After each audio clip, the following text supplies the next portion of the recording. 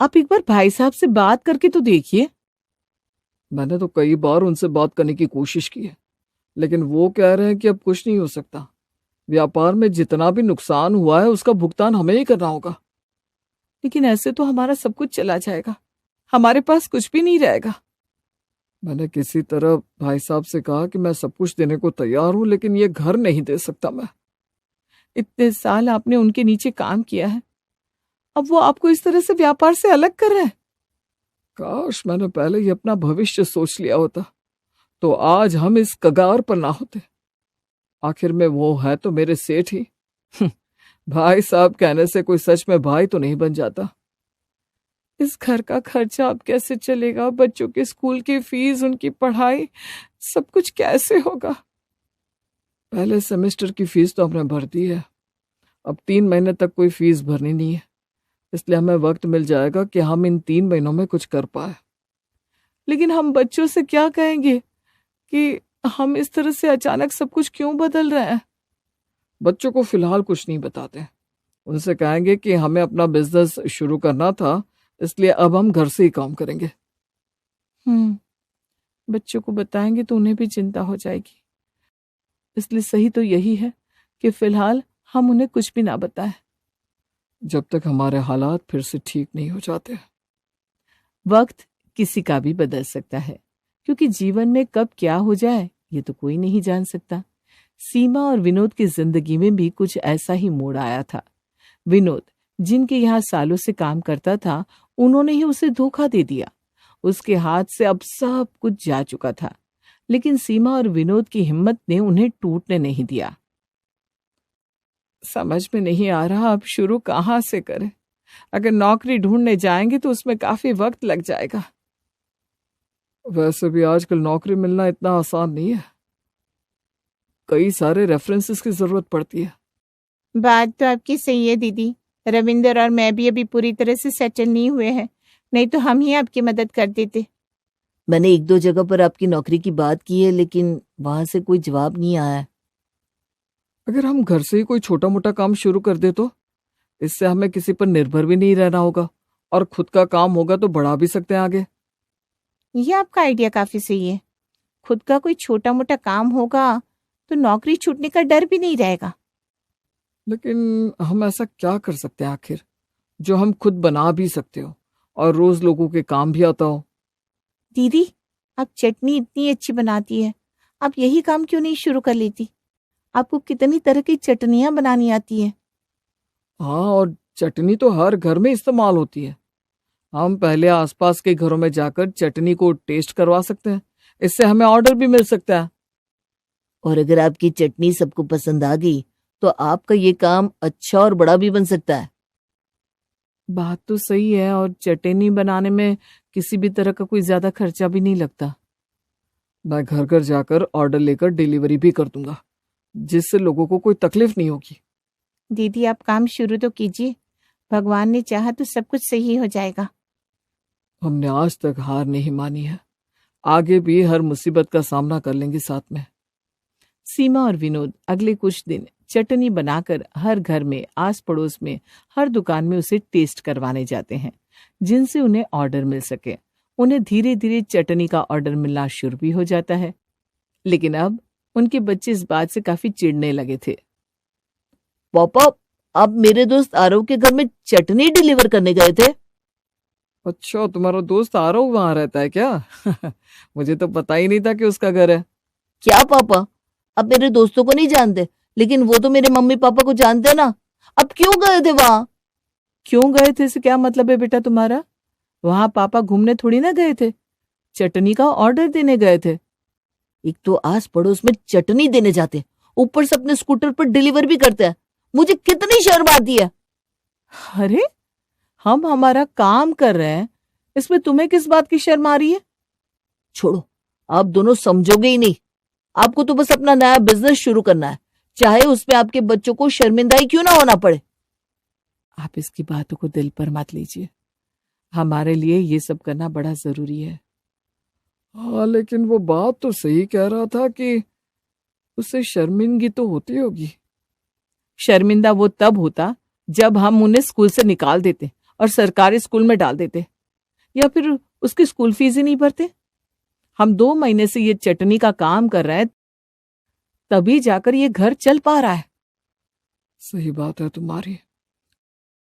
ये चटनी बेचकर ही आजकल हमारा गुजारा हो रहा है। सीमा और विनोद ने बड़ी ही मेहनत से धीरे धीरे अब काफी सारे ऑर्डर लेना चालू किया था, लेकिन उनके बच्चे अब इस बात से काफी नाराज होने लगे थे। सीमा और विनोद घर में चटनी बना रहे हैं और सारा सामान घर में बिखरा पड़ा हुआ है। ये क्या है? तुम्हारे घर में तो हर जगह चटनी चटनी फैली हुई है। तुम मेरे रूम में आओ ना, हम लोग वहीं बैठते हैं। ओके। मम्मी पापा, ये सब क्या है? जब देखो घर में चटनी की बदबू आती रहती है। आप लोग पूरा दिन ये सब क्यों करते रहते हैं? यही काम करते हैं तो घर में चटनी तो बनेगी ना डिम्पल। इसमें तुम्हें इतना गुस्सा करने की क्या जरूरत है बेटा? तुम दोनों के पास तुम्हारा अपना रूम है ना, वहां जाकर पढ़ाई करो।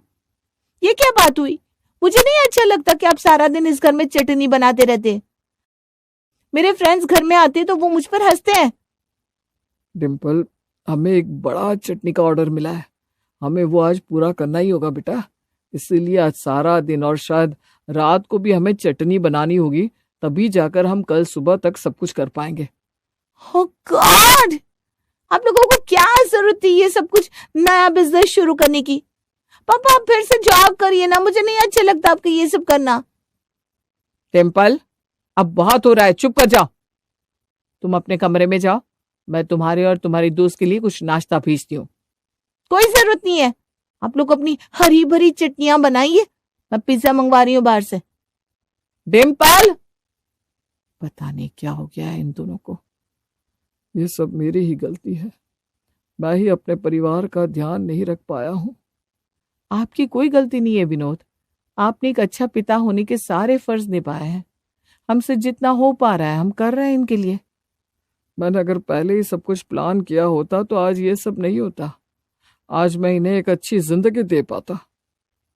आप ये मत सोचिए, अभी हमारी चटनियों का कितना अच्छा काम चल रहा है, हमें ऑर्डर्स मिलना भी शुरू हो गया है, हम धीरे धीरे सब कुछ संभालेंगे। हाँ, मैं और ज्यादा मेहनत करूंगा जिससे हम अपने बच्चों को एक अच्छा भविष्य दे पाए। हर माँ बाप की तरह विनोद और सीमा भी अपने बच्चों के अच्छे भविष्य के लिए ज्यादा मेहनत कर रहे थे, लेकिन उनके बच्चे थे कि उन्हें इस बात पर अब शर्मिंदगी होने लगी थी कि उसकी माँ की हरी भरी चटनियां अब उसकी स्कूल टीचर तक पहुंच गई थी। डिम्पल, मायरा टीचर तुम्हारे बारे में पूछ रही थी। मेरे बारे में? लेकिन क्यों? पता नहीं, कह रही थी कुछ काम है तुमसे। पर मैंने तो सारा होमवर्क भी पूरा कर लिया है, फिर क्यों मेरे बारे में पूछ रही थी?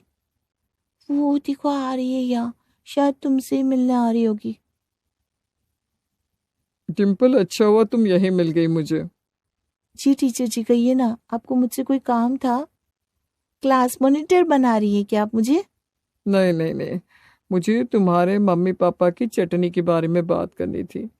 मैंने उनसे ली थी अगली बार और उनकी हरी भरी चटनी मुझे सच में बहुत अच्छी लगी। तुम उनसे कहना कि मुझे उन्हें बड़ा ऑर्डर देना है तो मुझे फोन जरूर करें। वाह, आजकल टीचर्स भी तुम्हें चटनियों के लिए बुलाने लगे।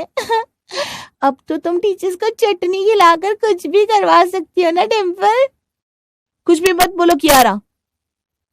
देखो ना कितनी अच्छी लगी मायरा टीचर को तुम्हारी माँ की हाथों की हरी भरी चटनी।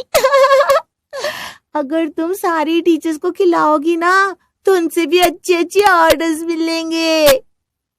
अपनी सहेली की बातें सुनकर डिम्पल का गुस्सा 7वें आसमान पर पहुंच गया था। वो जैसे ही घर आई तो देखा उसका छोटा भाई मम्मी पापा से पहले से ही कुछ बहस कर रहा था। लेकिन आपको जरूरत क्या थी हमारे स्कूल में चटनियों की मार्केटिंग करने की?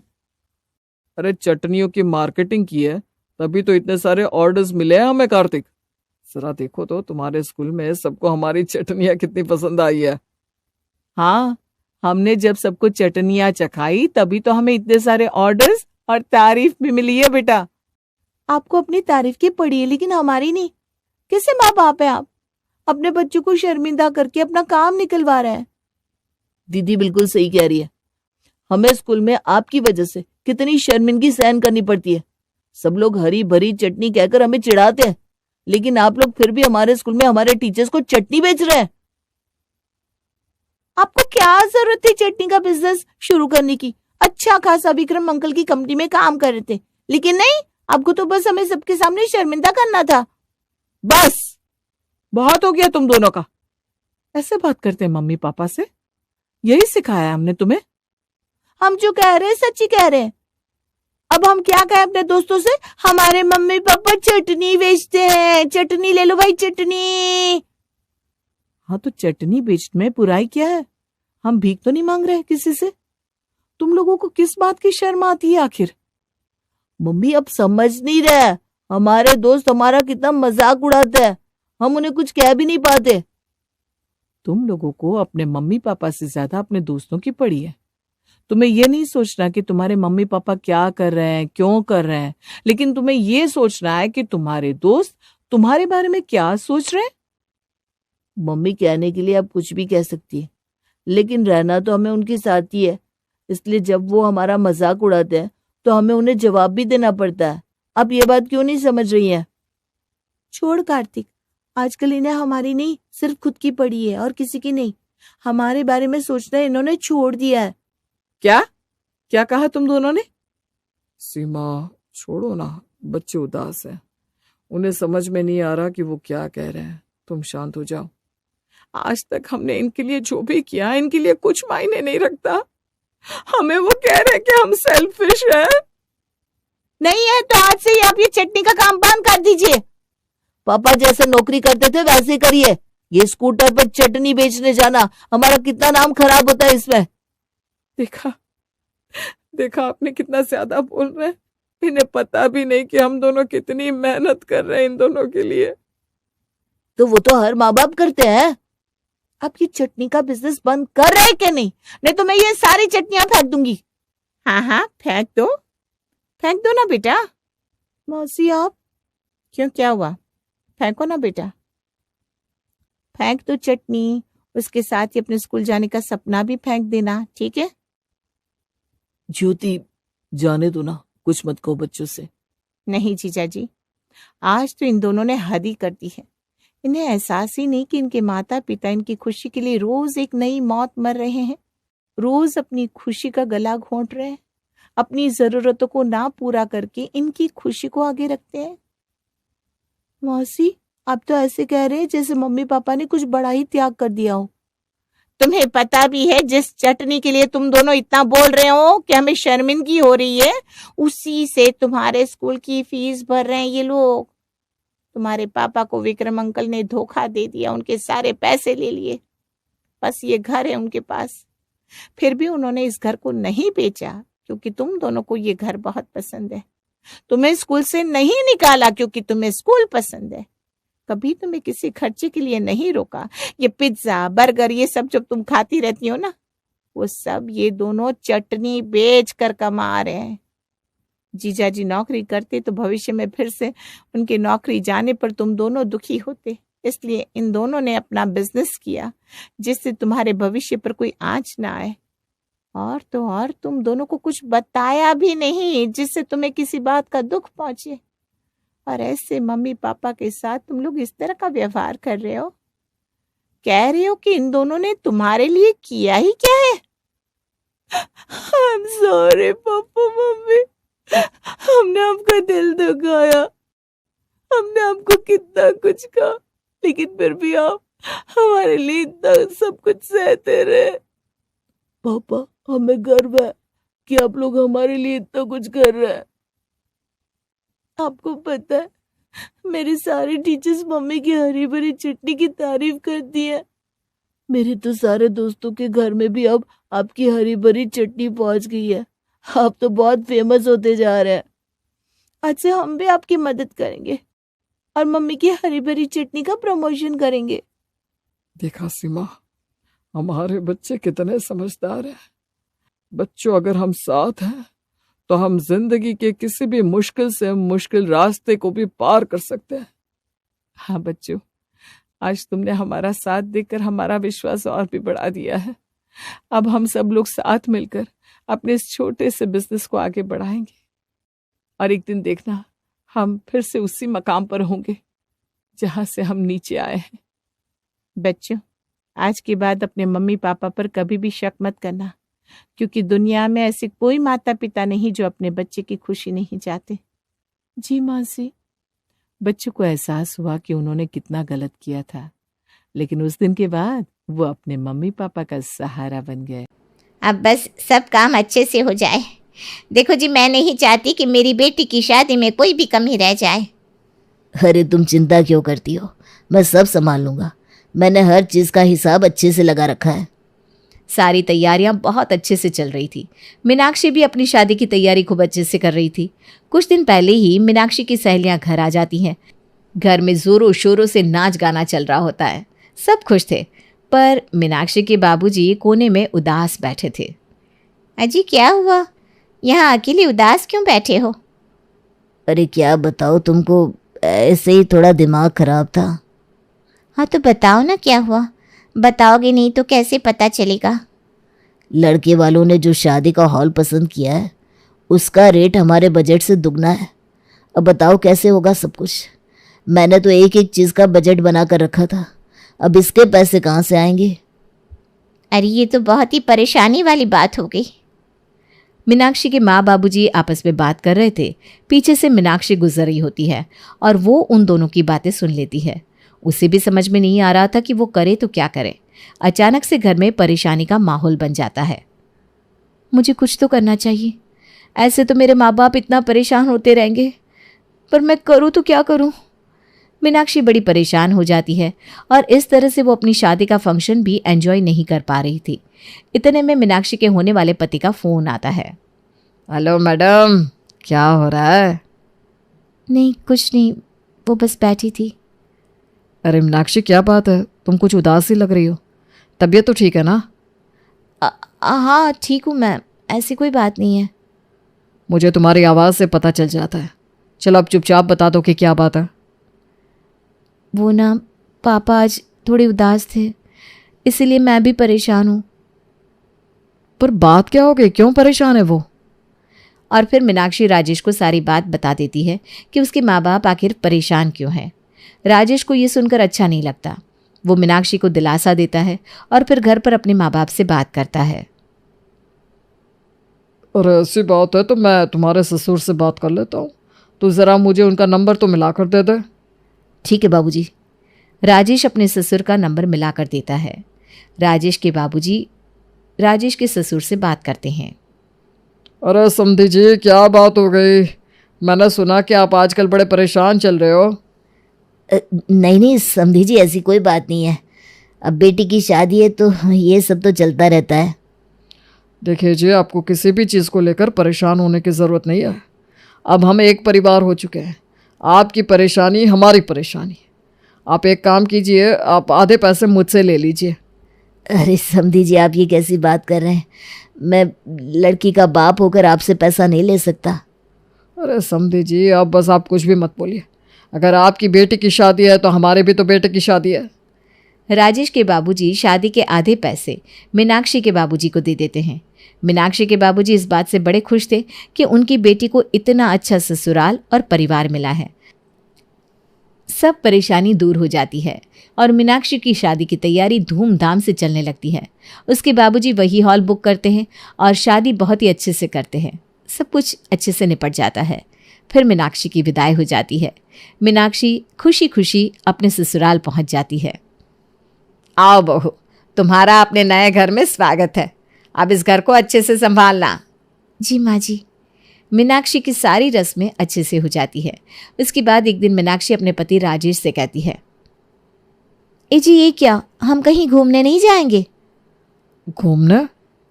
हाँ, आज ही मेरी सहेलियाँ पूछ रही थी कि तुम दोनों कहाँ घूमने जा रहे हो। मैंने बोला मुझे तो इस बारे में कुछ नहीं पता। अच्छा, तो मैडम का घूमने का मन है। ऐसा है तो चलते हैं, मैं घर पर बात कर लेता हूँ। पर ये तो बताओ, तुम्हारा कहाँ जाने का मन है? मैं तो गोवा जाना चाहती हूँ। मुझे ना बीच बहुत पसंद है। ठीक है, तो फिर चलते हैं गोवा। क्या सच में? वाह, आप कितने अच्छे हो। मीनाक्षी की खुशी तो 7वें आसमान पर होती है। वो फटाफट अपनी पैकिंग भी कर लेती है। इधर राजेश अपनी माँ से जाकर बात करता है।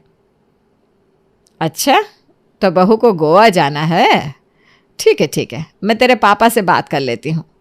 राजेश अपने कमरे में चला जाता है। दोनों ही गोवा जाने के लिए बड़े खुश थे।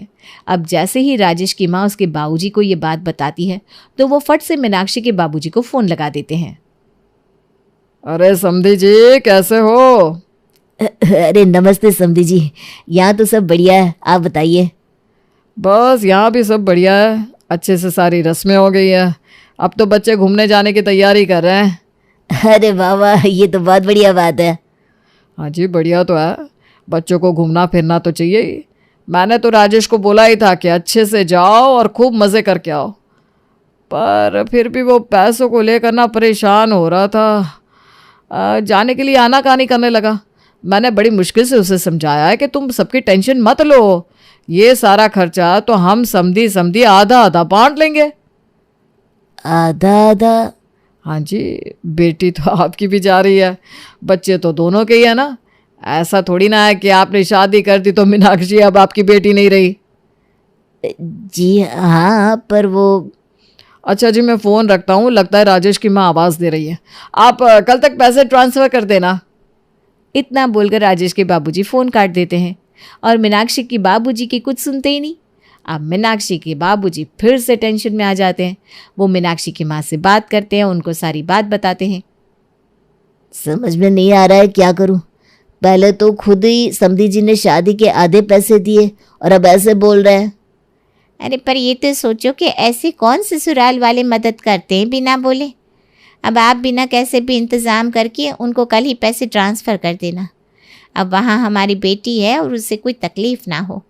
वैसे भी समधी जी सही तो कह रहे हैं, आखिर हमारी बेटी भी तो घूमने जाएगी, तो फिर लड़के वाले ही सारे पैसे क्यों अकेले दे। मीनाक्षी के बाबूजी इस बारे में बहुत सोचते हैं। उन्हें ये बात अच्छी तो नहीं लगती, पर उनके पास और कोई रास्ता भी नहीं था। वो अगले दिन पैसों का इंतज़ाम करके राजेश के बाबूजी के अकाउंट में ट्रांसफ़र कर देते हैं।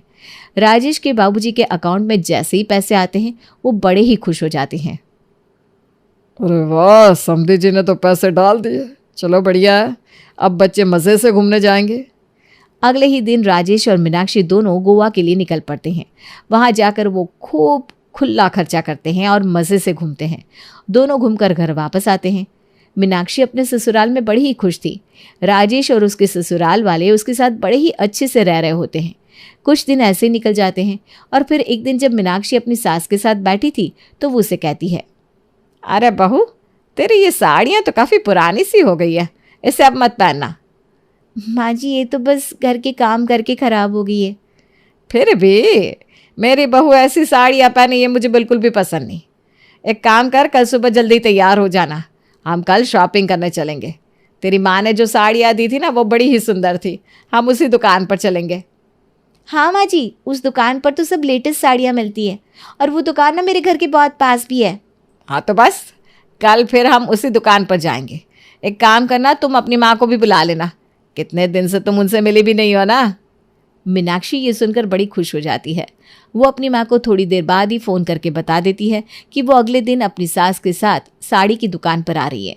मीनाक्षी की माँ ये सुनकर बड़ी ही खुश हो जाती है और अगले दिन फटाफट साड़ी की दुकान पर पहुँच जाती है। अरे माँ, कैसी हो? मैं ठीक हूँ बेटा, तुम बताओ तुम कैसी हो?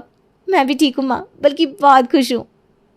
अरे नमस्ते समधन जी, कैसी हो? नमस्ते नमस्ते, आपसे मिलकर बहुत अच्छा लगा। मीनाक्षी आपकी खूब तारीफ़ करती है। आप सब उसका इतना ध्यान रखते हो, उसे इतना प्यार देते हो, ये देख करना बड़ा अच्छा लगता है। अरे समधन जी, ऐसी कोई बात नहीं है, आपकी बेटी है ही इतनी प्यारी। खैर ये सब छोड़िए और चलिए साड़ियाँ देखते हैं। अब दोनों समधन और मीनाक्षी बैठकर साड़ियाँ देखने लगती हैं। मीनाक्षी और उसकी माँ तो सस्ती सस्ती साड़ियाँ देखती है, पर मीनाक्षी की सास एक से बढ़कर एक साड़ी निकलवाती है। ये समधन जी तो मेरी बेटी पर खुला खर्च करती है। मेरी बेटी सच में कितनी नसीबों वाली है। मैं तो धन्य हो गई ऐसे लोग पाकर। माँ जी, ये साड़ियाँ तो बहुत महंगी है और आप इतनी सारी साड़ियाँ क्यों ले रही हैं? अरे बहू, इतनी साड़ियाँ तो लेनी ही पड़ेगी ना, अब रोज़ रोज़ लेने थोड़ी ना आएंगे। और कुछ साड़ियाँ ना मैंने अपने लिए भी तो निकाली है इसमें। पर माँ जी, मेरी साड़ियाँ तो बहुत ही महंगी है। अरे बहू अब बस भी कर। हाँ भाई साहब, अब ज़रा इन साड़ियों का बिल तो बना दो। दुकानदार सारी साड़ियों का बिल बना देता है। जब मीनाक्षी की माँ साड़ियों का बिल देखती है तो उसकी हालत खराब हो जाती है। बिल था पूरे 35,000 रुपये का। अरे ये तो बहुत ही ज़्यादा है समदन जी, आपने तो सच में मीनाक्षी के लिए कुछ ज़्यादा ही महंगी साड़ियाँ ले ली। हे भगवान, अब मैं क्या करूं? आप दोनों माँ बेटी ना एकदम एक जैसी हो। आपको तो किसी दूसरे का खर्च हो बिल्कुल पसंद ही नहीं। एक काम करो भाई साहब, आप आधे पैसे मेरे समदन से ले लेना, वरना ये दोनों माँ बेटी बोल बोल कर मेरे सर में दर्द कर देंगी। ये सुनकर मीनाक्षी की माँ के पैरों तले जमीन खिसक जाती है। नहीं नहीं समदन जी, मेरा वो मतलब नहीं था, मतलब मैं तो बस ये बोल रही हूँ कि। अब आप कुछ भी मत बोलिए, ठीक है? मैं आपका मन रखने के लिए आधे पैसे दे रही हूँ ना, आधे पैसे आप दे दो बस। मैं बहुत अच्छे से समझती हूँ एक माँ के मन को। सबकी इच्छा होती है कि वो अपनी बेटी को सब दे दे, पर आपने पहले ही इतना दिया है, पर आपका मन कहाँ मानता है। तो मैडम बताइए कैसे करना है? ये लीजिए आधे पैसे, और आधे पैसे मेरी समधन जी दे देंगे। ये तो यहीं रहती है ना, तो आपको कोई दिक्कत भी नहीं होगी, है ना भाई साहब? हाँ, मुझे कोई दिक्कत नहीं है, इनके साथ तो अपना पुराना हिसाब किताब चलता रहता है। अच्छा तो समधन जी अब हम चलते हैं। आपसे मिलकर बड़ा ही अच्छा लगा। आप कभी आना ना हमारे घर। जी बिल्कुल, आऊँगी किसी दिन। अच्छा माँ, मैं चलती हूँ। मीनाक्षी और उसकी सास वहाँ से साड़ियों के सारे थैले उठाकर चल देती हैं। पर मीनाक्षी की माँ की टेंशन बहुत बढ़ चुकी थी। वो बिल लेकर घर आती है और मीनाक्षी के बाबूजी को दिखाती है। अरे ये 35,000 की साड़ियाँ किसने खरीद ली?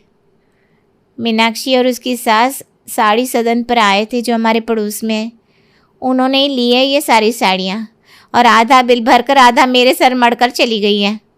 क्या? ये तुम क्या बोल रही हो? सही कह रही हूँ मैं जी, इन्होंने एक बार शादी में आधे पैसे क्या दे दिए, अब तो हर चीज़ में आधे पैसे मांग लेते हैं और इनको ज़रा भी झिझक नहीं होती। मुझे तो बड़ी चिंता हो रही है। अभी तो मैंने इतने पैसे समधी जी के अकाउंट में डाले थे और आज फिर से ये सब।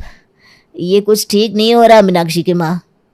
अरे पर हम कर भी क्या सकते हैं, आखिर बेटी का ससुराल है, हम कुछ बोले तो कहीं उससे दिक्कत ना हो जाए। हाँ, तुम सही कहती हो। चलो अब जो हो गया सो हो गया, अपनी बेटी को ही तो दिया है, कोई बात नहीं। मीनाक्षी के माँ और बाबूजी अपने मन को कैसे भी करके समझा लेते हैं। कुछ दिन ऐसे ही बीत जाते हैं और फिर एक दिन मीनाक्षी की तबीयत थोड़ी सी ढीली हो जाती है और उसे चक्कर आ जाते हैं। राजेश जब उसे डॉक्टर के पास लेकर जाता है तो पता चलता है कि मीनाक्षी माँ बनने वाली है। ये सुनकर मीनाक्षी और राजेश बहुत ही खुश होते हैं और घर जाकर सबको बताते हैं। सब लोग ये खबर सुनकर खुशी से झूम उठते हैं। माँ, डॉक्टर ने बोला है कि 9 महीने मीनाक्षी को बस रेस्ट करना है और कोई काम नहीं करना। हाँ तो कोई बात नहीं बेटा, मैं कल से ही काम वाली लगवा लेती हूँ। राजेश की माँ अगले ही दिन मीनाक्षी के माँ बाबूजी को खबर दे देती है और वो मीनाक्षी से मिलने आ जाते हैं। देखिए ना समधन जी, डॉक्टर ने बहू को एकदम आराम करने को बोला है। कल से सारी काम वाली से बात कर ली है, पर एक भी खाली नहीं है। अब तो आप ही कुछ करो, आपके यहाँ तो इतनी काम वाली है। अब जल्दी से इस हफ्ते के अंदर अंदर ना एक काम वाली ढूंढ कर भेज दो। मैं बिल्कुल नहीं चाहती कि मेरी बहू को कोई भी काम करना पड़े। वैसे भी ये आपकी ही तो बेटी है, आप इतना तो करोगे ही। जी ऐसी बात है तो मैं आज ही किसी को देखती हूँ और आपके पास भेज दूँगी। मीनाक्षी की माँ मीनाक्षी के ससुराल एक काम वाली को भेज देती है। वो काम वाली घर का सारा काम करती है, खाना भी बनाती है। पर जैसे ही महीना ख़त्म होने को होता है तो राजेश की माँ से पैसे मांगती है। तो वो उसे कहती है, अरे लक्ष्मी, तुम मुझसे क्यों पैसे मांग रही है? तेरी तनख्वाह मीनाक्षी की माँ देगी, उनसे जाकर मांग। हाँ, कामवाली अब अपनी तनख्वाह मीनाक्षी की माँ से जाकर मांगने लगती है। मीनाक्षी के माँ बाबूजी को बड़ा ही गुस्सा आता है कि उसकी सास ने कामवाली के पैसे तक नहीं दिए, पर बेचारे मजबूरन हर महीने खुद ही कामवाली को पैसे देने लगते हैं। ऐसे करते करते मीनाक्षी के आराम से 9 महीने बीत जाते हैं और 9 महीने के बाद अब मीनाक्षी की डिलीवरी का वक्त आता है तो सब लोग उसे हॉस्पिटल लेकर पहुंचते हैं। मीनाक्षी के माँ बाप भी खबर सुनकर फटाफट हॉस्पिटल पहुंच जाते हैं। मीनाक्षी एक सुंदर से बेटे को जन्म देती है। अरे वाह, मैं तो पापा बन गया। माँ बाबूजी आप दोनों दादा दादी बन गए। हाँ बेटा, आज तो मैं बहुत ही खुश हूँ। अरे समधी जी आप नाना बन गए और समधन जी आप नानी। हाँ जी, सच में आज जो खुशी हो रही है ना, बता ही नहीं सकती। अरे इतनी खुशी की बात है, जरा कोई मिठाई तो मंगवाओ। अरे नाना जी जरा मिठाई मंगवाइए, इतना बड़ा खुशी का मौका है। अरे वो क्यों मंगवाएंगे, आप चुपचाप जाओ और मिठाई लेकर आओ। अरे तो ऐसी क्या बात है, मैं ले आता हूँ मिठाई। राजेश के बाबूजी मिठाई लेने चले जाते हैं और उसके थोड़ी देर बाद ही डॉक्टर आकर कहता है, अभी तक आपने हॉस्पिटल का बिल नहीं भरा है, प्लीज थोड़ा जल्दी कर दीजिए। अरे इसके बाबूजी तो अभी अभी बाहर गए। समधी जी आप जाइए ना जरा, देखिए तो क्या बिल है। मुझे नहीं पसंद कोई बार बार आकर बिल के लिए बोले, जरा जाकर आप भर दीजिए। अरे पर ये बिल क्यों भरेंगे? अरे तो क्या बस मैं ही दादी बनी हूँ, आप बच्चे के खुश नहीं लगते? हाँ लगते हैं, पर हमारे पास अब बिल्कुल पैसे नहीं बचे। मैं सच कह रही हूँ, बच्चों के घूमने, उन साड़ियों के और काम वाली के 9 महीने के पैसे, ये सब देकर कुछ नहीं बचा। माँ, क्या आपने इन सब चीज़ों के पैसे मीनाक्षी के माँ बाप से लिए हैं? अरे बेटा तो क्या हुआ, उनकी भी तो बेटी है ना मीनाक्षी। हाँ पर अब मीनाक्षी उनकी जिम्मेदारी नहीं है, अब वो मेरी जिम्मेदारी है। मैं उसे घुमाने लेकर जाऊंगा, मैं कपड़े दिलवाऊंगा और कुछ भी ज़रूरत होगी तो मैं पूरा करूंगा। अब ऐसे कैसे उसके माँ बाप से पैसे मांग सकते हो? बेचारे पहले ही इतनी मुश्किल से अपना घर चला रहे हैं। अरे पर बेटा, माँ बस आज के बाद आप एक भी पैसा मीनाक्षी के माँ बाप से नहीं लेंगे, वरना मुझे बहुत बेइज्जती महसूस होगी। ऐसा लगेगा कि मैं इस लायक ही नहीं कि अपना परिवार पाल सकूं। आज ये सब सुनकर मुझे बहुत शर्मिंदगी महसूस हो रही है माँ। अरे बेटा तू ऐसे उदास मत हो, मैं तुझे उदास नहीं देख सकती बेटा। तो बस आगे से आप ऐसा दोबारा कभी मत करना माँ। हाँ बेटा, मैं और तेरे बाबूजी कभी दोबारा मीनाक्षी के माँ बाप से कुछ नहीं मांगेंगे। तो बस उदास मत हो और अभी अपने बच्चे के बारे में सोच। राजेश के माँ बाबूजी मीनाक्षी के माँ बाबूजी से माफ़ी मांगते हैं। वो फिर कभी उनसे किसी खर्चे के पैसे नहीं मांगते। हॉस्पिटल का बिल राजेश भर देता है और मीनाक्षी अपने बेटे के साथ खुशी खुशी घर आ जाती है। उसके बाद सब हंसी खुशी साथ रहने लगते हैं। राघव नागपुर में अपने परिवार के साथ बहुत खुशी से रहता था। नागपुर के पास के शहर में राघव के रिश्तेदार मोना मासी रहती थी, जो राघव और उसकी पत्नी काजल और उसके परिवार को बहुत प्यार करती थी। अरे मोना कैसी हो? मैं तो बढ़िया हूँ भैया, लेकिन आप कहाँ बिजी रहते हो? महीनों हो गए आप सबसे मिले हुए। अरे क्या करे, सब अपने अपने कामों में व्यस्त हैं, लेकिन हम सब तुम्हें बहुत याद करते हैं। हाँ याद तो बहुत करते हो, लेकिन मिलने कभी नहीं आते, इसीलिए अब मैंने सोचा खुद ही बुला लूं। अच्छा, आज कोई खास मौका है क्या? मौका तो कुछ नहीं, बस दिल ने कहा कि परिवार के साथ बैठकर कुछ पुरानी यादें ताजा की जाए, तो तुम सबको आना ही पड़ेगा। मोना बात तो सही कह रही हो, लेकिन कुछ नहीं। अब बस बताओ कब आ रहे हो? देखो मोना, सूरज ऑफिस में बहुत बिजी रहता है, उसे इतनी छुट्टी नहीं मिलती, और विकास का तो बिजनेस भी बहुत डिमांडिंग है। अच्छा, तो मतलब मेरे दोनों भतीजे नहीं आ पाएंगे? अरे नहीं, वो भी आना चाहते हैं, लेकिन इस बार थोड़ा मुश्किल लग रहा है। चलो ठीक है, बहुओं को तो लाओ ना। सविता और सीमा से कितने दिनों से बात नहीं हुई। वो भी नहीं आ पाएंगी। क्या बहुएं भी नहीं आ पाएंगी? क्यों भैया? बेटों के बिजी शेड्यूल की वजह से घर में बहुत जिम्मेदारियां बढ़ गई हैं। समझती हूँ भैया। सविता और सीमा दोनों घर और बाहर के कामों में लगी रहती हैं। उनके आने से घर पूरी तरह खाली हो जाएगा। तो मतलब इस बार मैं सिर्फ आप दोनों को ही देख पाऊंगी? हाँ, इस बार बस मैं और काजल ही आ पाएंगे। चलो ये भी ठीक है। ऐसे भाभी कहाँ है? अरे मोना कैसी हो? मैं ठीक हूँ भाभी, लेकिन ये क्या पूरा परिवार नहीं आ रहा, मुझे बहुत बुरा लग रहा है। अरे पगली, ऐसे क्यों सोच रही हो? इस बार हम दोनों आ रहे हैं ना, अगली बार सब मिलकर आएंगे। पक्का ना? या फिर अगली बार भी सिर्फ बहाने ही मिलेंगे? अरे नहीं, अगली बार सबको पकड़ कर ले आऊंगी बस। ठीक है, फिर कल तुम्हारा इंतजार कर रही हूँ। और हमारे लिए कुछ खास पकवान बनेगा या फिर वही रोज का खाना? अरे भैया, तुम्हारी पसंदीदा भरवा भिंडी और आलू के पराठे बनाऊंगी। वाह, तब तो और भी मजा आएगा। तो ठीक है, कल सुबह जल्दी आ जाना, देर मत करना।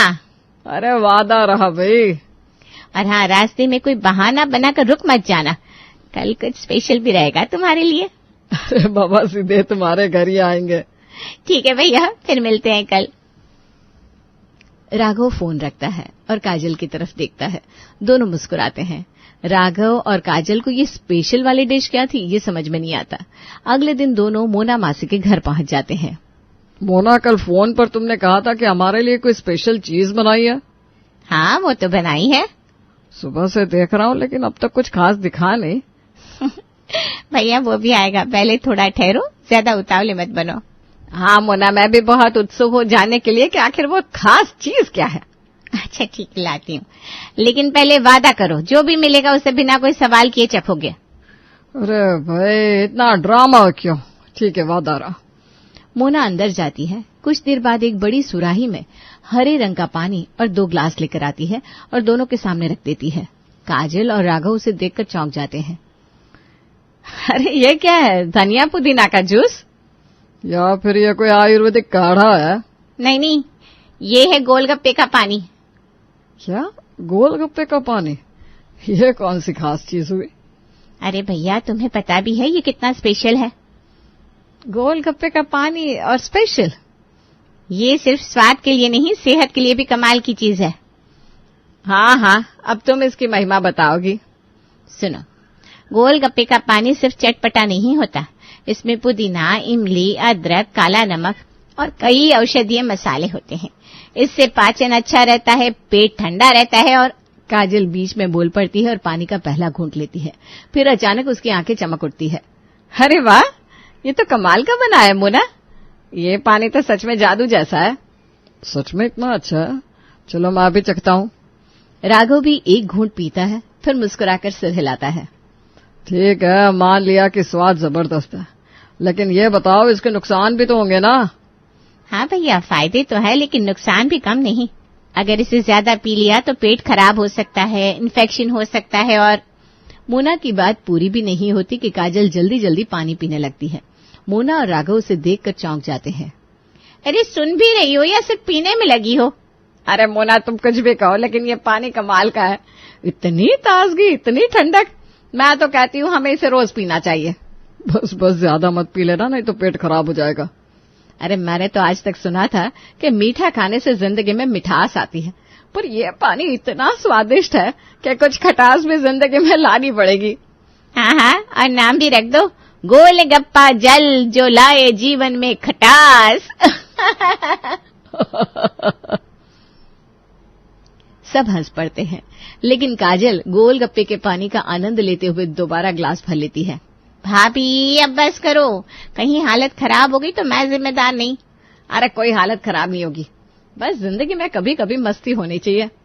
काजल किसी की नहीं सुनती और वो एक और घूंट भरती है और आंखें बंद करके स्वाद का आनंद लेती है। राघव और काजल सफर से लौटकर घर आ चुके थे। सीमा और सविता रसोई में जाकर चाय और नाश्ता तैयार कर रही हैं। माँ जी, लीजिए आपकी पसंदीदा अदरक वाली चाय। हाँ माँ जी, और साथ में नाश्ता भी है ताकि थकान दूर हो जाए। काजल चाय की ओर देखती है, फिर हल्की मुस्कान के साथ तंज कसते हुए कहती है, वाह क्या बात है, हम इतने दिनों बाद घर लौटे और हमारा स्वागत बस एक कप चाय से हो रहा है। सच में?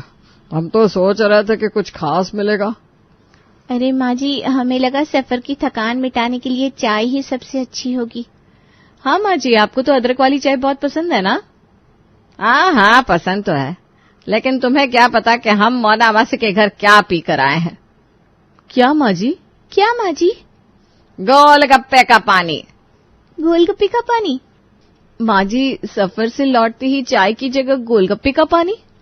अरे हाँ, मोना ने हमें इतना बढ़िया गोलगप्पे का पानी पिलाया कि उसकी ताजगी अभी तक महसूस हो रही है, और तुम दोनों हमें चाय पकड़ा रही हो। सही कह रही हो काजल, चाय तो हर रोज पीते हैं, लेकिन मोना ने जो मसालेदार पानी पिलाया उसकी तो बात ही अलग थी। तुम्हें तो जरा भी ख्याल नहीं हमें क्या पसंद है क्या नहीं, इसकी समझ ही नहीं है तुम्हें। माँ जी ऐसा मत कहिए, हमें लगा कि। हाँ, तुम लोगों को लगता तो बहुत कुछ है, लेकिन सही कभी नहीं सोचती। पर माँ जी, अगर सच में तुम्हें हमारा ख्याल रखना था तो गोलगप्पे का पानी बनाकर लाती। माँ जी, क्या सच में आपको अभी गोलगप्पे का पानी चाहिए? अरे हाँ बिल्कुल। क्यों, क्या घर में गोलगप्पे का पानी बनाना मना है? नहीं माँ जी, ऐसे कुछ नहीं है, हम अभी लेकर आते हैं। हाँ माँ जी, बस 2 मिनट दीजिए, अभी बना लाते हैं। सीमा और सविता जल्दी जल्दी रसोई में चली जाती है और जाकर गोलगप्पे का पानी बनाती है। रसोई में सीमा और सविता आपस में बातचीत करने लगी। पता नहीं माँ जी को अचानक गोलगप्पे के पानी का इतना शौक कैसे चढ़ गया। अरे मोना मासी ने शायद ऐसा जादू कर दिया कि माँ जी को अब चाय से ज्यादा गोलगप्पे के पानी में मजा आ रहा है।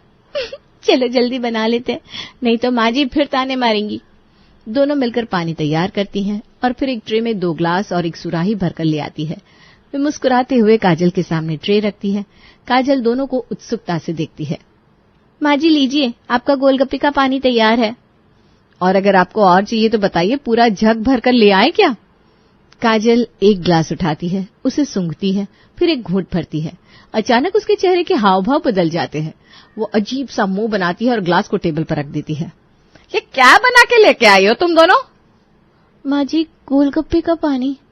हाँ माँ जी, बिल्कुल वैसा ही जैसा गोलगप्पे के ठेले पर मिलता है। ठेले पर? ये तो ठेले पर भी नहीं मिलेगा। ये क्या खट्टा मीठा इमली का पानी बना दिया। हमारी थकान कम करने के लिए मंगवाया था और तुमने इसे और बढ़ा दिया। अरे इतना भी खराब है क्या?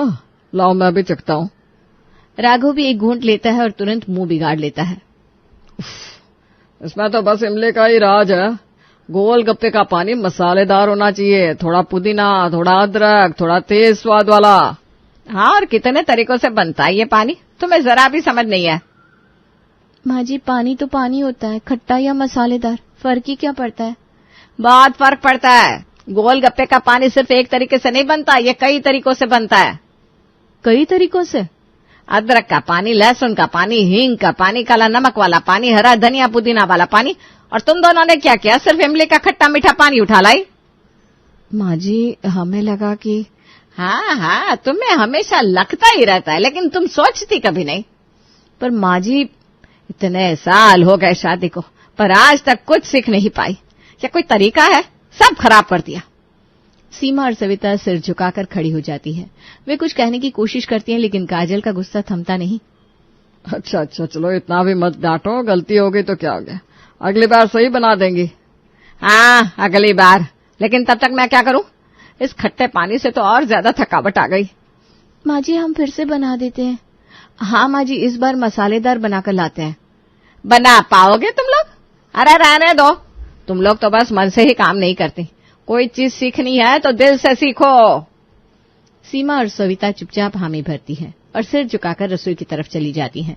गोलगप्पे के पानी की कहानी यहाँ थमती नहीं। कुछ दिनों बाद रोशन और उसकी पत्नी रेखा 2 मेहमान घर आते हैं। अरे वाह, कितने दिनों बाद मिल रहे हैं, मजा आ गया। हाँ भाभी, आपको ना बहुत मिस कर रहे थे। अरे आओ आओ, कितने दिनों बाद आए हो। बैठो, आराम से बैठो। लीजिए, चाय और नाश्ता तैयार है। रोशन और रेखा चाय का कप उठाते हैं और हल्की चुस्की लेते हैं। तभी काजल अपने अंदाज में तंज कसना शुरू कर देती है। बस चाय हैं? मेहमानों के लिए इतना ही सोचा तुमने? माँ जी चाय के साथ बिस्किट और नमकीन भी तो रखा है। हाँ, वाह, क्या बढ़िया स्वागत किया जा रहा है।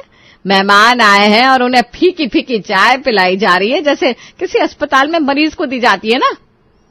अरे भाभी कोई बात नहीं, हमें तो चाय बहुत पसंद है। अरे रहने दो, तुम लोग तो मेहमान हो, कुछ भी कहोगे। ऐसा नहीं है भाभी, मैं अपने घर की बात कर रही हूँ। यहाँ तो मेहमानों को भी अच्छा खिलाने पिलाने का रिवाज था, और अब देखो बस चाय पकड़ा कर छोड़ दिया जाता है। पर माँ जी चाय तो... अरे चाय तो हर कोई पिला देता है, लेकिन कोई मेरे से पूछे कि क्या पिलाना चाहिए। माँ जी आप ही बता दीजिए क्या बनाना चाहिए था। गोलगप्पे का पानी। सभी चौंक कर काजल की तरफ देखते हैं। रोशन और रेखा एक दूसरे की तरफ देखकर मुस्कुराते हैं। गोलगप्पे का पानी? हाँ और क्या, मेहमानों का स्वागत मजेदार चीज से होना चाहिए, ना कि ऐसी फीकी चाय से। अरे भाभी ऐसा कहाँ होता है कि घर में मेहमान आए और उन्हें गोलगप्पे का पानी पिलाया जाए। अरे क्यों नहीं, मोना मासी के घर जाओ तो देखो, वहाँ मेहमान आते ही सबसे पहले उन्हें गोलगप्पे का पानी मिलता है। हाँ, लेकिन वहाँ मेहमान हर हफ्ते आते हैं, यहाँ तो महीने में 1-2 बार ही आते हैं। अरे अब देखो तो, इस घर में कुछ बदलना भी चाहो तो सब बहाने बनाने लगते हैं। माँ जी पर घर में अचानक से गोलगप्पे का पानी कहाँ से लाए? ओहो, जैसे मैं तुमसे चंद्रमा से पानी लाने को कह रही हूँ। सीमा और सविता चुपचाप गोलगप्पे का पानी बनाने के लिए किचन की तरफ चल पड़ती हैं। गोलगप्पे का पानी बनाने में काफी मेहनत होती है, जिसके कारण दोनों अपने पति पर ध्यान नहीं दे पाती। दोनों की इस बात को लेकर आपसी बहस हो जाती है। वाह, अब तो हमें घर की बहुएं नहीं हलवाई बना दिया गया है। दिन भर रसोई में खड़े रहो और तरह तरह की फरमाइशें पूरी करो। हाँ, और सबसे बड़ी बात, गोलगप्पे का पानी बनाने में खाना वाना बनाने से ज्यादा मेहनत लग रही है, और ऊपर से कोई हमारी मेहनत की कदर भी नहीं करता। खाना बनाते जाओ और सुनो ये क्यों बनाया, अब गोलगप्पे का पानी भी बनाओ और उसमें भी शिकायतें सुनो। हाँ, और इस सब में हम अपने विकास का ध्यान भी नहीं रख पा रहे। ऑफिस से थक कर आता है, उसे समय पर खाना तक नहीं मिलता। हाँ, और सूरज क्या आराम करता है, वो भी तो दिन भर मेहनत करता है, लेकिन मैं कब उसकी ठीक से देखभाल कर पाती हूँ। जब से ये गोलगप्पे के पानी का ड्रामा शुरू हुआ है ना, सब उलट पलट हो गया है। मेरी तो गृहस्थी बिखरती जा रही है। तो क्या तुम कहना चाहती हो कि सिर्फ तुम्हारा पति मेहनत करता है? अरे तो विकास क्या मजे कर रहा है? अरे मैंने ऐसा कब कहा? लेकिन हाँ, बड़ा बेटा होने के नाते सूरज पर जिम्मेदारियां ज्यादा है, और तुम्हें ये कभी नहीं दिखता। ओहो, अब बड़ी बहू होने का रौब दिखाने लगी? तो सुन लो, मेरा पति भी कम मेहनती नहीं है, वो भी दिन रात काम करता है। और मेरा क्या, मैं भी तो वही कर रही हूँ ना, लेकिन तुम्हें तो हमेशा शिकायत ही रहती है। अरे बस, अब और सुनना बाकी रह गया। जब भी कुछ होता है हमेशा मैं ही गलत, कभी अपनी गलती भी देख लिया करो। हाँ, क्योंकि तुमसे ज्यादा समझदार तो कोई है नहीं, है? कुछ देर में सीमा और सविता चुप हो जाती हैं और झेप कर काम में लग जाती है, पर दोनों ही काजल और राघव के गोलगप्पे के पानी से परेशान हो जाती हैं। तुम दोनों के चेहरे क्यों लटके हैं? अरे आजकल हमारे घर में पानी से ज्यादा गोलगप्पे का पानी बह रहा है, और इसका खामियाजा हम भुगत रहे हैं। हद हो गई, अब तो नाश्ते में भी कहेंगी चाय की जगह गोलगप्पे का पानी ले आओ बहू। अच्छा सुनो, अगर मम्मी पापा को गोलगप्पे के पानी से इतना प्यार हो गया है तो क्यों ना उन्हें उसी में डुबो दिया जाए। क्या मतलब? मतलब ये कि घर में सिर्फ गोलगप्पे का पानी रहेगा, टंकी में, आरओ में, फ्रिज में, हर जगह। फिर देखते हैं कब तक चलता है उनका शौक। अरे ये तो गजब आइडिया है। हाँ, और जब पीने को सिर्फ वही मिलेगा ना, तो खुद ही तौबा कर लेंगे। तो तायरा, ऑपरेशन गोलगप्पा जल क्रांति शुरू। सीमा और सविता टंकी में पुदीना, इमली और मसाले डाल देती हैं। आरओ के पानी में भी वही घोल देती हैं। फ्रिज की सभी बोतलों में भी गोलगप्पे का पानी भर देती है। अब आएगा असली मजा। मुझे तो मम्मी जी और पापा जी की पहली प्रतिक्रिया देखने का बेसब्री से इंतजार है। काजल और राघव पानी पीने के लिए बैठते हैं। राघव पानी का ग्लास उठाकर पीते ही चौंक जाता है। अरे ये क्या, पानी में भी गोलगप्पे का मसाला? ये तो सच में गोलगप्पे का पानी है। काजल उठकर फ्रिज से बोतल निकालती है और पानी डालकर पीती है, लेकिन वहां भी वही हाल। ये क्या तमाशा है, हर जगह गोलगप्पे का पानी? क्या हुआ मम्मी जी? गोलगप्पे का पानी तो है, आपको पसंद नहीं आया? अरे पसंद आया, पर हर जगह क्यों? हमने सोचा आपके लिए थोड़ी मेहनत कर ले। इसी तरह कुछ दिन गुजरते हैं। काजल और राघव अब इस गोलगप्पे के पानी से उब जाते हैं। तभी राघव गहरी सांस लेते हुए कहता है, अब समझ में आया कि अति किसी भी चीज की अच्छी नहीं होती। मुझे अब साधारण पानी चाहिए। पर माँ जी, अब तो पूरा घर ही गोलगप्पे के पानी से भरा हुआ है। अब आदत डाल लीजिए माँ जी। देखो, मुझसे गलती हो गई। इस खटास के चक्कर में सच में मैंने तुम लोगों की जिंदगी में खटास भर दी। हम दोनों समझ गए हैं कि जरूरत से ज्यादा कुछ भी अच्छा नहीं होता। अब हमें माफ कर दो और सादा पानी पिला दो प्लीज। परिवार के सभी सदस्य काजल और राघव की बात सुनकर जोर का ठहाका लगाकर हंसते हैं। सीमा और सविता दोनों को सादा पानी देती है और काजल और राघव भी अब गोलगप्पे का पानी हफ्ते या महीने में ही पिया करते हैं।